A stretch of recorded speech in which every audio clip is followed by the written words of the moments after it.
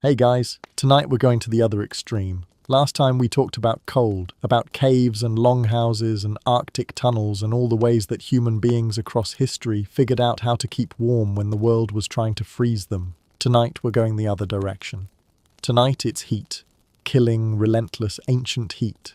The kind that doesn't care about you, that has no off switch, that fills the air and the ground and the stone and the sky with a temperature that the human body was not designed to tolerate indefinitely. Tonight we find out how people survived it. Not with air conditioning, not with refrigerators or electric fans or cold drinks from a freezer. With mud and water and wind and architecture and the accumulated knowledge of civilizations that had been dying from heat long enough to figure out how to stop. Before we get into it, take a moment to leave a like and subscribe if you haven't already. It helps more than you know, and there's a lot more of this kind of thing on the way. Alright, let's begin. The human body and heat are, in certain respects, a more urgent problem than the human body and cold. Cold kills slowly. The progression from chilly to hypothermic to dead is measured in hours, sometimes in days, and at every stage of that progression the body is fighting back, shivering, constricting blood vessels, redirecting warmth toward the core, burning reserves to generate heat. Cold is a siege. The body holds the line for a long time before it falls. Heat kills fast. The human body begins to experience serious physiological distress at a core temperature of 103 degrees Fahrenheit. At 104 degrees, heat exhaustion becomes heat stroke, the point at which the brain itself begins to malfunction. Judgment fails. The ability to recognize your own distress is compromised. At 107 degrees, proteins in the cells begin to denature, to break down structurally, in the same way that a raw egg white becomes opaque when you cook it. At 108 degrees, multiple organ failure begins. Death follows quickly. The margin between uncomfortable and dead in extreme heat is narrow and moves fast. The human body's primary defense against heat is sweat, the evaporation of moisture from the skin surface, which carries heat away from the body as the water changes phase from liquid to vapor. At rest, in moderate heat, you produce roughly half a liter of sweat per hour. In extreme heat and physical activity, that number reaches 2 liters per hour, sometimes more. At that rate of fluid loss, without replacement, dehydration becomes a crisis in less than 2 hours. And sweat only works when the air is dry enough to allow evaporation. In high humidity, in the jungles of Southeast Asia, along the Nile Delta, in the Gulf coastal lowlands, the air is already saturated with moisture, and sweat cannot evaporate efficiently. The cooling mechanism fails, the body temperature climbs without the break that evaporation provides. This is the problem that every ancient civilization built in a hot climate spent its existence solving. Not once, not as a crisis, but continuously, seasonally, as a fundamental condition of life in a hot place. Tonight, we're going to visit 4 of those civilizations. We're going to sit inside their solutions. We're going to feel, or try to feel, what they figured out and how they figured it out. The year is approximately 2500 BCE. You are in Egypt. Not the Egypt of the tourist photographs, the wide blue sky and the monuments catching the golden light of late afternoon. The Egypt of July, midday, with the sun directly overhead and the temperature in the open desert approaching 115 degrees Fahrenheit, and the Nile Valley baking in a heat that reflects off the sand and comes at you from below as well as above. You are a worker, not a pharaoh, not a priest, not a member of the administrative class that runs the machinery of this civilization. You are one of the tens of thousands of people who build the things and grow the things and move the things that make Egypt possible.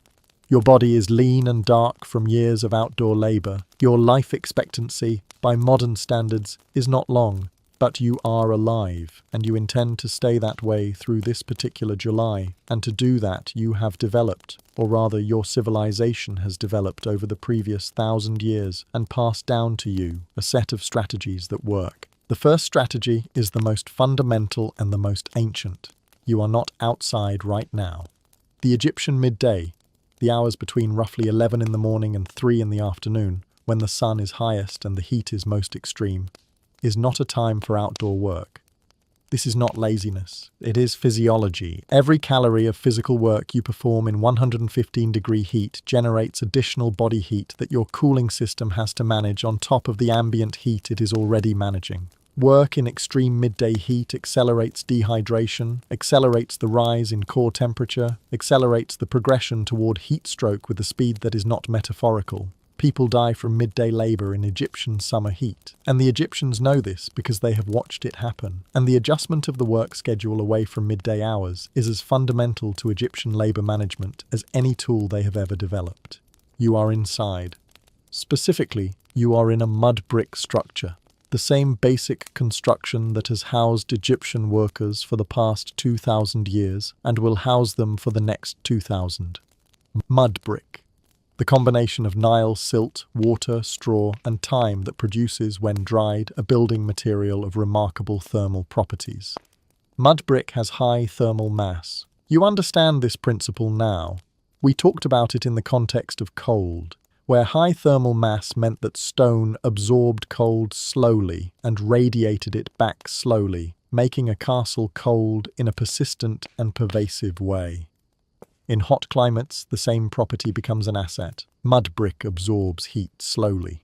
During the night, when the desert air cools, and in the Egyptian desert the temperature drop between day and night can be as much as 40 degrees Fahrenheit, the mud brick walls radiate their stored heat outward, cooling themselves.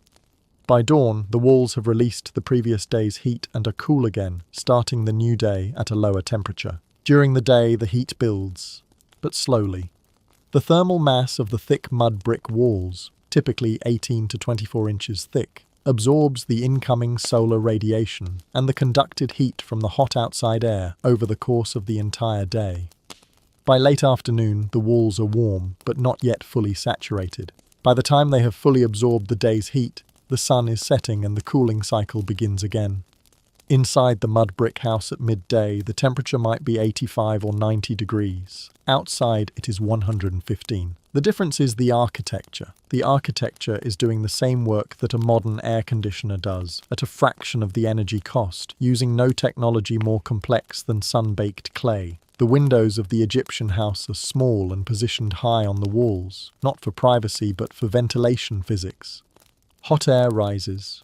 A small opening near the ceiling allows the hottest air inside the house to escape upward. A second opening, lower on the wall, on the side of the house facing the prevailing wind, the north wind, the blessed north wind that blows down the Nile Valley from the Mediterranean in summer, allows cooler air to enter at the bottom. The convection cycle this creates, cool air in at the bottom, hot air out at the top, functions as a passive ventilation system that cycles the interior air without any mechanical assistance. The Egyptians also used wind catchers, vertical shafts built into or onto the roof of a structure with an opening oriented to catch the prevailing wind and a channel that directs the captured wind downward into the interior of the house.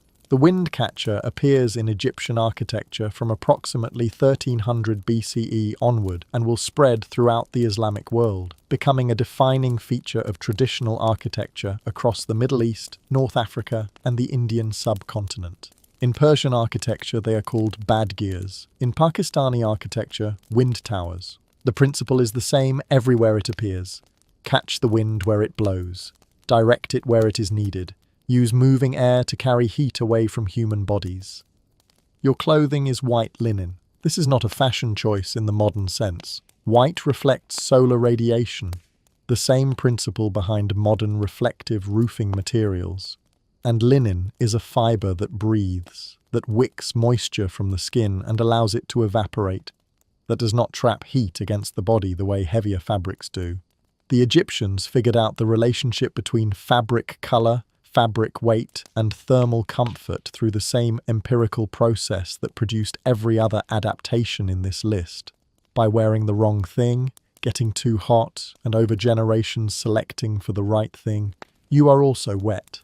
Specifically, your linen is damp. You have soaked it in water before coming inside, and the evaporation of that water from the fabric is carrying heat away from your skin surface continuously. This is evaporative cooling, the same principle as sweating, externalized into the fabric. You will re-wet the fabric when it dries. The water comes from a clay pot, an unglazed clay pot, because unglazed clay is porous, and through the pores of the clay, water slowly seeps to the outside surface of the pot and evaporates, cooling the water remaining inside. The pot is its own refrigeration system, running on nothing but porosity and dry air. The water inside a porous clay pot in a dry Egyptian summer can be 10 to 15 degrees cooler than the ambient air temperature. You drink that water steadily, because the sweat that is keeping you alive is also draining you, and dehydration in this heat is a process that begins faster than most people expect and becomes dangerous faster than most people plan for. The Egyptians understand hydration not as a medical concept but as a daily practice. Water management is part of the rhythm of summer life in the way that fire management is part of the rhythm of winter life in colder places. In the afternoon, when the worst heat has begun to pass, you return to work. The hours between 4 in the afternoon and sunset are the productive hours of the Egyptian summer day. The morning hours before the heat peaks are also productive. What is sacrificed is the middle of the day, a sacrifice that the civilization makes without moral judgment because it is not laziness but sense. Move east. Move forward in time to approximately 500 BCE. You are in Persia, in the city of Persepolis, the ceremonial capital of the Achaemenid Empire, built on a raised limestone terrace in what is now the Fars province of Iran. The summer temperature here reaches 100 degrees Fahrenheit regularly. The landscape is dry, not the flat desert of Egypt, but a high plateau, rocky and brown, and baked by a sun that sits in a sky of a blue so deep and so consistent that it loses its beauty and becomes simply a fact of the season. You are in a garden. Specifically, you are in a paradisa, a word that will eventually, after passing through Greek and into English, become paradise. The Persian garden is not a garden in the casual modern sense of ornamental planting. It is an engineered microclimate, deliberately constructed to create conditions of lower temperature, higher humidity, and shade in a landscape that provides none of these things naturally. The Persian garden is organized around water. A central water channel runs through it, fed by a qanat, an underground aqueduct system that is one of the great engineering achievements of the ancient world, tapping into groundwater sources miles away and delivering water by gravity flow through underground tunnels to the cities and gardens and farms of the Persian plateau. The qanat system allowed Persian civilization to exist in landscapes that would otherwise be too dry to support it. Some qanat systems are still in use in Iran today, after 3,000 years of continuous operation. The water in the central channel of the garden flows continuously. Flowing water evaporates more efficiently than still water. The movement increases the surface area in contact with the air, increasing the evaporative cooling effect. The air above and around the channel is measurably cooler and more humid than the air 100 yards away on the open terrace. Trees are planted in rows on either side of the channel, not randomly, but in a grid pattern precisely calculated to maximize shade while allowing air movement. The shade prevents the ground and the low-growing plants from absorbing solar radiation. The plants, through transpiration, release moisture into the air. The air in the garden, shaded and supplied with moisture from both the water channel and the transpiring plants, might be 15 to 20 degrees cooler than the air immediately outside the garden walls. You sit in the garden at midday. The shade is real shade, the overlapping canopy of the trees, oriented to block the direct overhead sun of the summer midday, creates a dappled darkness at ground level that is not merely pleasant but physiologically significant. Direct sunlight adds radiation heat load to the ambient air temperature. You can feel the difference between standing in sun and standing in shade as a difference of several degrees. Not because the air temperature has changed, but because the radiant heat component has been removed. In shade, your body's cooling system has only ambient air temperature to manage. In direct sun, it also has to manage the radiation from the sun hitting your skin directly, which adds measurably to the thermal load. The Persian garden is a cooling machine, disguised as a pleasure ground. It works by combining every passive cooling principle available to a civilization without mechanical technology. Thermal mass in its walls, shade from its trees, evaporative cooling from its water channel, transpiration from its plants, and the psychological cooling of beauty, which is not a trivial consideration because the experience of beauty in a hot place produces measurable physiological relaxation, and physiological relaxation reduces the body's internal heat generation. The concept of the enclosed garden as a managed microclimate will spread with Persian culture and Islamic culture across the entire breadth of the hot world, into the courtyards of Moorish Spain, into the gardens of Mughal India, into the enclosed squares of North African Medinas.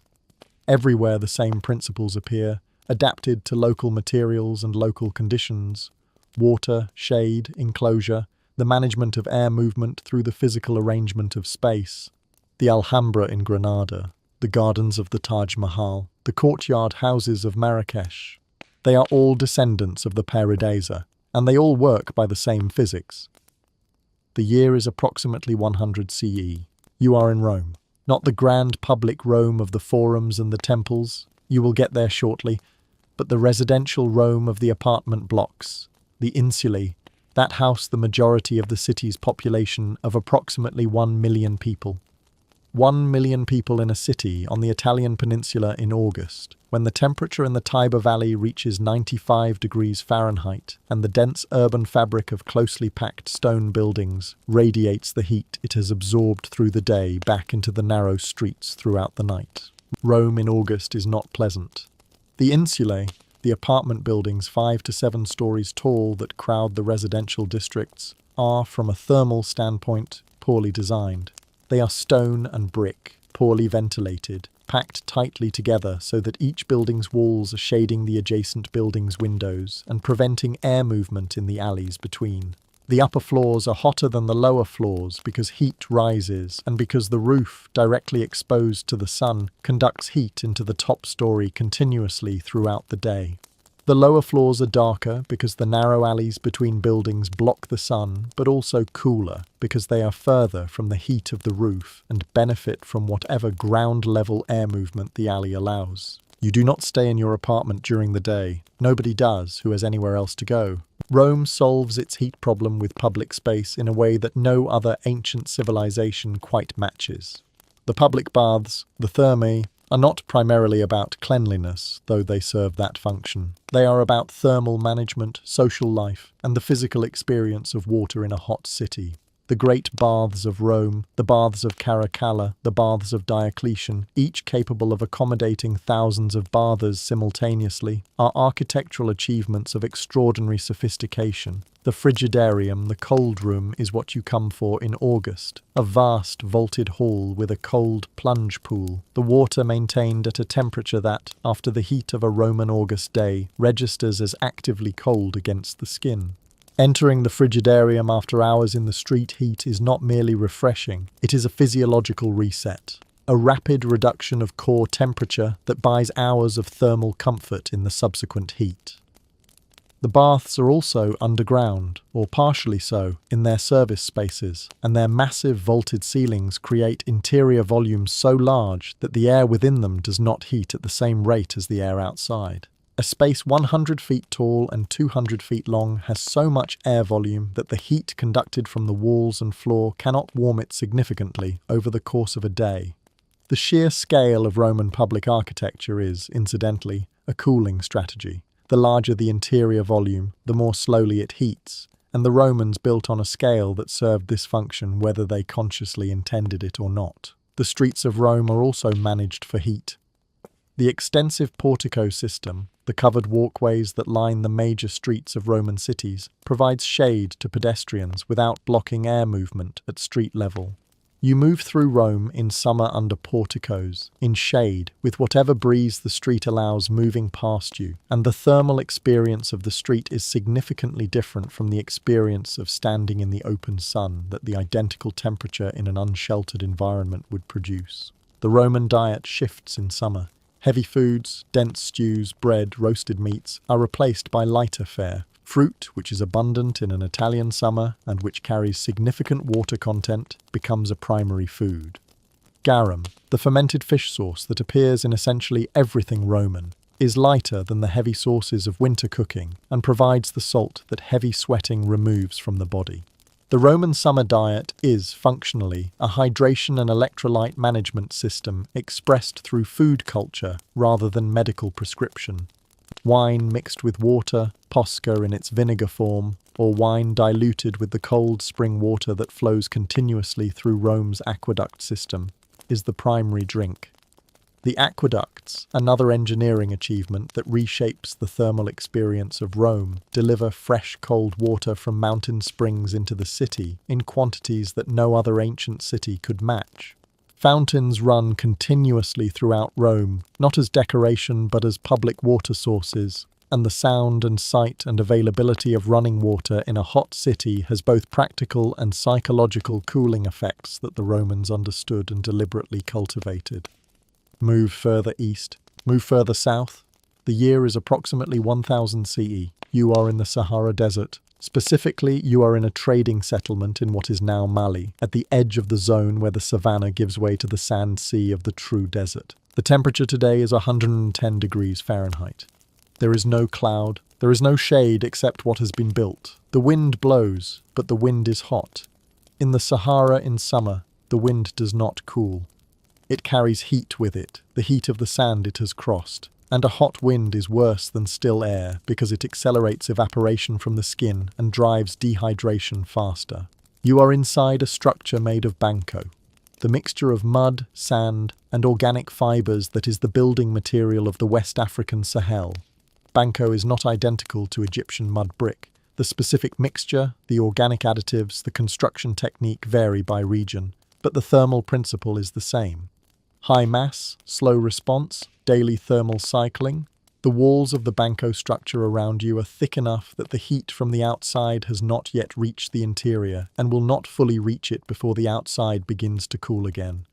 But the building you are in does something that the Egyptian house and the Roman bath and the Persian garden do not do, or do not do in quite this way.